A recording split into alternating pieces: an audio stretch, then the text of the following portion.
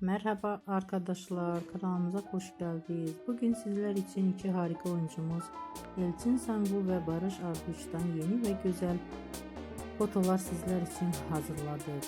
Elçin Sangu öyle bir geçer zaman ki Kurt Seyit ve Şura ve Kralık Aşk dizisinde rol almış ve herkes tarafından çok beğenilmiştir.